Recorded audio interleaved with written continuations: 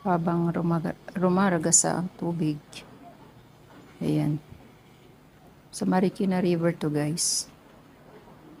Kita nyo gaano kalalim ang tubig.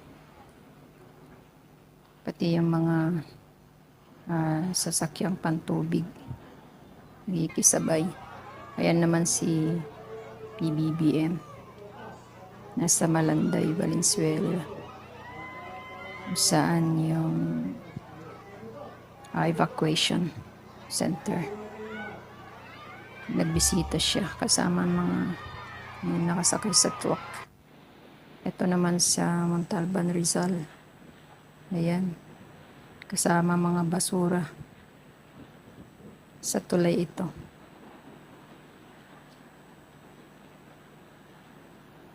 Naglilinis yung mga pulis. Kasi nakabara.